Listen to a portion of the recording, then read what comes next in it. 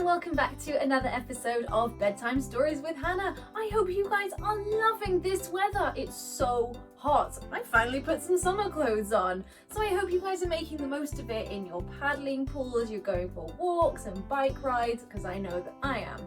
So the book that we have got today was chosen by another very, very special friend of mine who I met working out in Greece last year. So it was even hotter than this. It was so crazy, but she and I became very good friends and she's got one of the best names ever in the world. So thank you so much, Primrose, for picking this book for us to read today. Primrose has chosen Room on the Broom.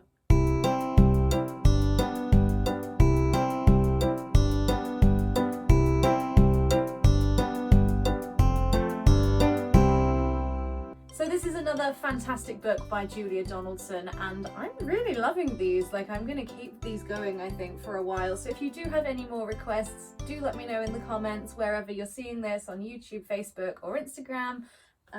Here we go.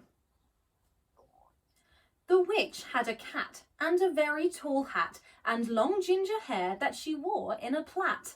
How the cat purred and how the witch grinned as they sat on their broomstick and flew through the wind. But how the witch wailed and how the cat spat when the wind blew so wildly it blew off her hat. Down, cried the witch, and they flew to the ground. They searched for the hat, but no hat could be found. Then out of the bushes on thundering paws there bounded a dog with the hat in his jaws. He dropped it politely, then eagerly said, as the witch pulled the hat firmly down on her head, I am a dog, as keen as can be. Is there room on the broom for a dog like me? Yes, cried the witch, and the dog clambered on. The witch tapped the broomstick and whoosh, they were gone. Over the fields and the forests they flew. The dog wagged his tail and the stormy wind blew. The witch laughed aloud and held on to her hat. But away blew the bow from her long ginger plait. Down, cried the witch, and they flew to the ground. They searched for the bow, but no bow could be found. Then out from a tree, with an ear-splitting shriek, there flapped a green bird with the bow in her beak. She dropped it politely and bent her head low, then said, as the witch tied her plait in a bow, I am a bird as green as can be. Is there room on the broom for a bird like me? Yes, cried the witch, so the bird fluttered on. The witch tapped the broomstick and whoosh, they were gone. Over the reeds and the rivers they flew. The bird shrieked with glee and the stormy wind blew. They shot through the sky to the back of beyond. The witch clutched her bow, but let go of her wand. Down, cried the witch, and they flew to the ground. They searched for the wand, but no wand could be found. Then, all of a sudden, from out of a pond leapt a dripping wet frog with a dripping wet wand. He dropped it politely, then said with a croak, as the witch dried the wand on a fold of her cloak, I am a frog, as clean as can be. Is there room on the broom for a frog like me? Yes, said the witch, so the frog bounded on. The witch tapped the broomstick and whoosh, they were gone. Over the moors and the mountains they flew. The frog jumped for joy and the broom snapped in two. Down fell the cat and the dog and the frog. Down they went tumbling into a bog. The witch's half broomstick flew into a cloud and the witch heard a roar that was scary and loud.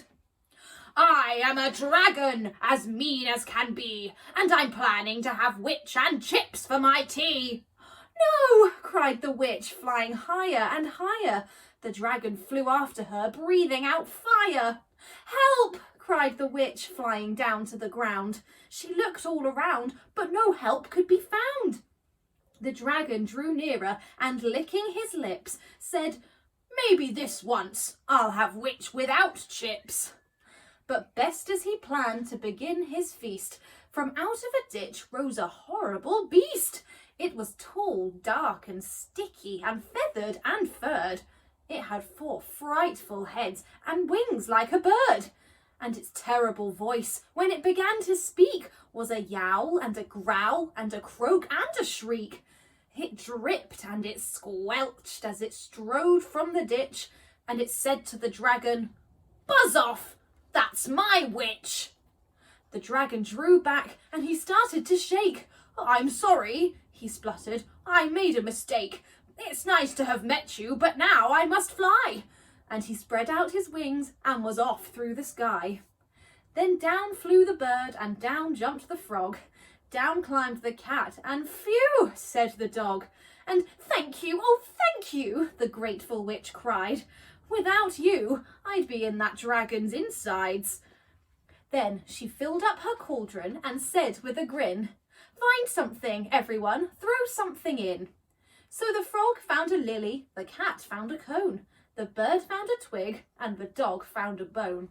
They threw them all in, and the witch stirred them well, and while she was stirring, she muttered a spell. Iggity, ziggity, zackety, zoom! Then out rose a truly magnificent broom, with seats for the witch and the cat and the dog, a nest for the bird, and a shower for the frog. "Yes!" cried the witch, and they all clambered on. The witch tapped the broomstick, and whoosh! They were gone. How amazing was that? I wish I was a witch so that I could have a broomstick and fly everywhere, and I would definitely have a seat for my dog. Thank you so much, Primrose, for choosing that book. It was so much fun to read. If any of you have any more books that you'd like me to read, do write them in the comments below. But I will see you again on Friday. Bye bye!